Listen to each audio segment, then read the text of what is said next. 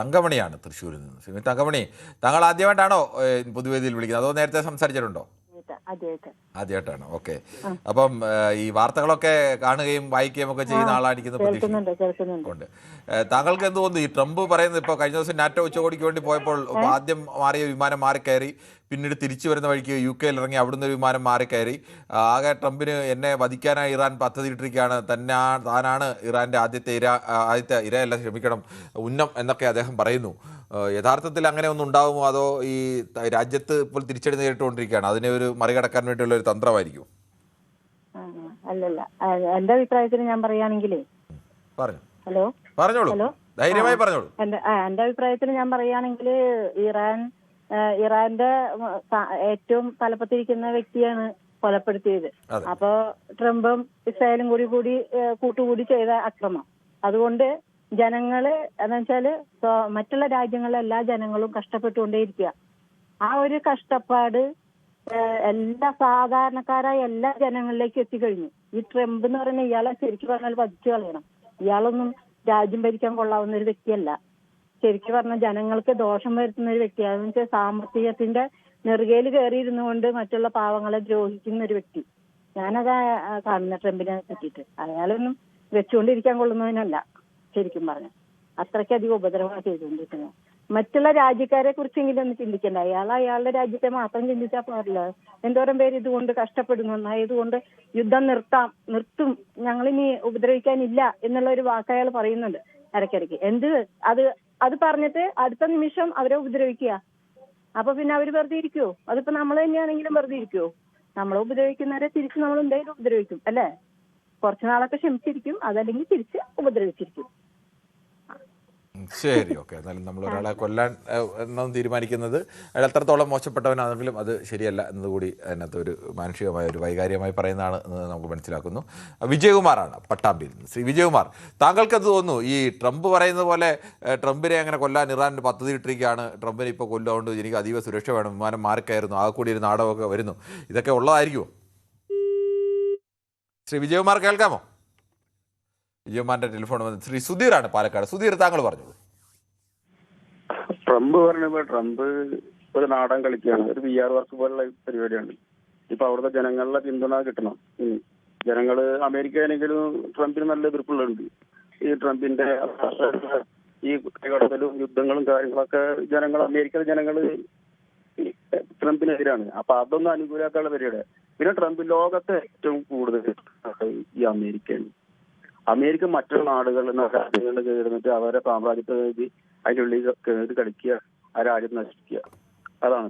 ഇതിന് മുന്നേ ഇറാഖിനെ കഥ അങ്ങനല്ലേ?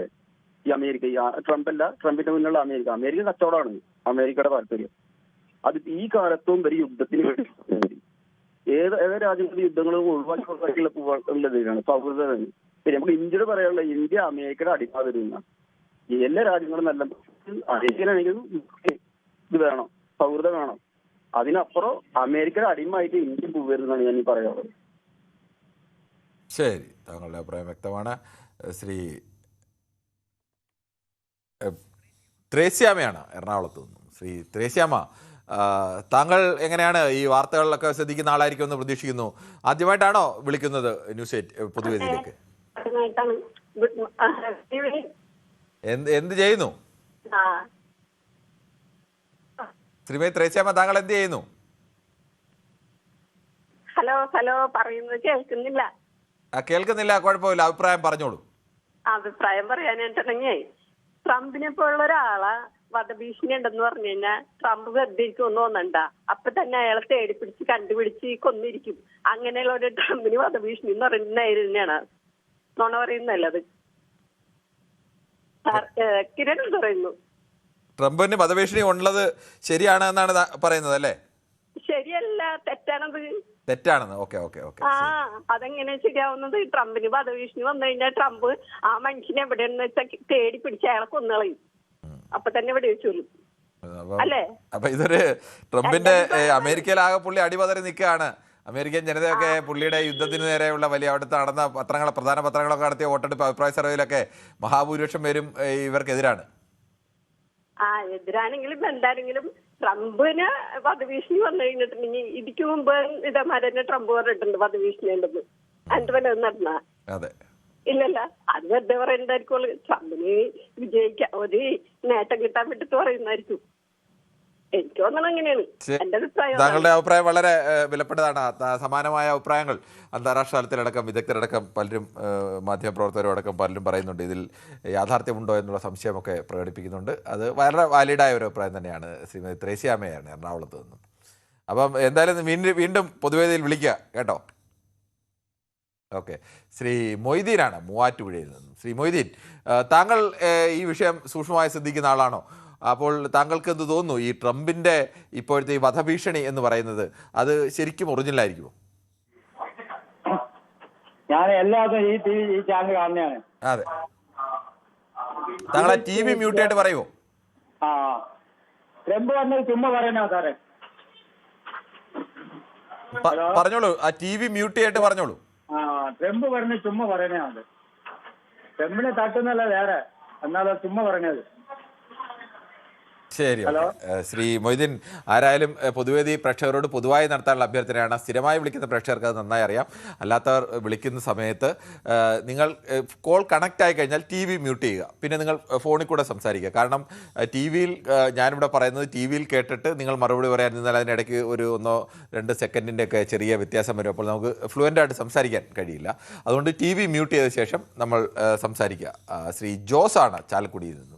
ശ്രീ ജോസ്, താങ്കൾക്ക് എന്ത് തോന്നുന്നു, ഈ ശരിക്കും ഈ ട്രംപിനെ വധിക്കാനൊക്കെ ഇറാൻ പദ്ധതി ഇട്ടത് അത് ഇസ്രായേൽ കണ്ടെത്തുകയും അവർ മുന്നറിയിപ്പ് കൊടുക്കുകയും ഒക്കെ ചെയ്തതാണോ, അതോ ആകെ പതുങ്ങി നിൽക്കുന്ന ട്രംപിനൊരു ജീവശ്വാസം കൊടുക്കാൻ വേണ്ടി ഈ നെതന്യാഹു കണ്ടെത്തിയ ഒരു ബുദ്ധിയായിരിക്കുമോ ഇത്? അല്ല, ഇത് സതീശന്റെ ആരാണെന്ന് എനിക്ക് തോന്നുന്നത്. തള്ളു കേട്ടതേ സതീശന്റെ ആരാണ്ടാണ് തള്ളു ഈ ട്രംപ്. അങ്ങനെ നിങ്ങൾ അതിനകത്ത് ഈ സതീശനുമായി ബന്ധപ്പെടുത്തേണ്ട കാര്യം എന്താണ് ശ്രീ ജോസ്? അല്ല, കേരളത്തിന്റെ മുഖ്യമന്ത്രിയായിട്ട് കേരളത്തിലെ ജനങ്ങൾ മഹാഭൂരിപക്ഷത്തിൽ തെരഞ്ഞെടുത്തല്ലേ. അപ്പൊ അങ്ങനെ ഒരാൾ തള്ളാണ് എന്നൊക്കെ എങ്ങനെയാണ് പറയുന്നത്? കേരളത്തിലെ ഭൂരിപക്ഷ ജനതയ്ക്ക് അങ്ങനെ തോന്നുന്നില്ല. ആദ്യ കാലത്ത് കേരളത്തിൽ തോന്നുന്നുണ്ട് ആ കാര്യം ഉറപ്പാ. അതാണ് സതീശന്റെ തള്ളാണത്. ശ്രീ ജോസ്, ഞാനതാണ് ചോദിച്ചത്. താങ്കൾക്ക് അങ്ങനെ അഭിപ്രായം ഉണ്ടെങ്കിൽ കേരളത്തിലെ മഹാഭൂരിപക്ഷം ജനങ്ങൾക്കും അങ്ങനെ അഭിപ്രായമില്ല. കേരളത്തിലെ മഹാഭൂരിപക്ഷം പേര് UDF ജയിക്കണം, VD സതീശൻ മുഖ്യമന്ത്രി ആവണമെന്ന് ആഗ്രഹിച്ചുകൊണ്ടാണ് അദ്ദേഹം മുഖ്യമന്ത്രി ആയത്. അപ്പൊ തള്ളു കേട്ടാൽ വിശ്വസിക്കുന്നവരാണോ കേരളത്തിലെ ജനങ്ങൾ? അല്ലല്ലോ.